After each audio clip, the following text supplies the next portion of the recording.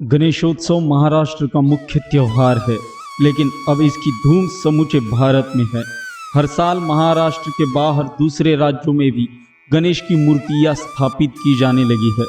इस महोत्सव के बारे में एक बात जानकर हैरानी होगी कि ये शायद पहला ऐसा धार्मिक त्योहार है जिसका महत्व पौराणिक से कहीं ज़्यादा ऐतिहासिक है। गणेश चतुर्थी तो वैसे ज्योतिष गणनाओं के आधार पर तय की जाती है, लेकिन इस महोत्सव की जड़ें भारत के इतिहास से जुड़ी है।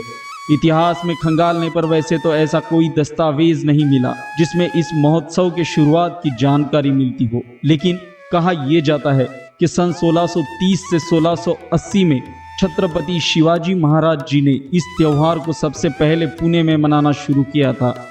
18वीं सदी में पेशवा भी गणेश भक्त थे, तो उन्होंने भी सार्वजनिक रूप से भाद्रपद के महीने में गणेशोत्सव मनाना शुरू किया था। मगर ब्रिटिश राज जब आया तब गणेशोत्सव के लिए जो पैसा मिलता था वो बंद हो गया। इसकी वजह से गणेशोत्सव कुछ समय के लिए रोकना पड़ा। इसके बाद स्वतंत्र सेनानी लोकमान्य बाल गंगाधर तिलक जी ने इस महोत्सव को फिर से शुरू करने का फैसला किया। दरअसल 1892 में अंग्रेज एक नियम के तहत भारतीयों को एक जगह इकट्ठा नहीं होने देते थे।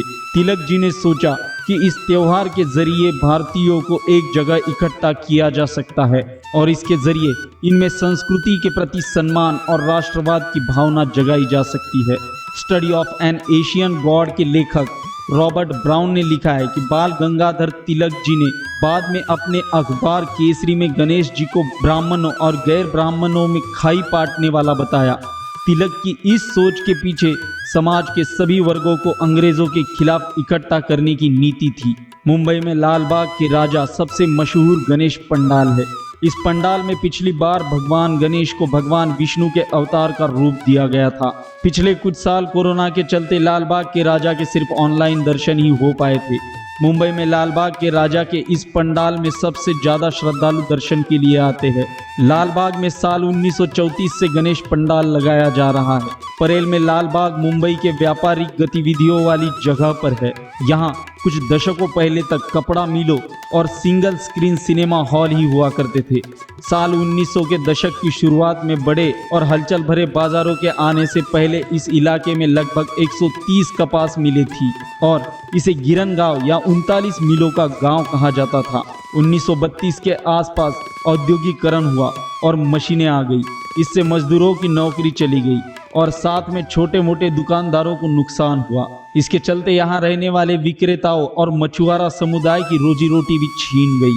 कहते हैं कि मुसीबत में हर किसी को भगवान याद आते हैं, तो सब लोगों को भगवान गणेश की याद आई। गणेश जी नई शुरुआत के भी भगवान हैं।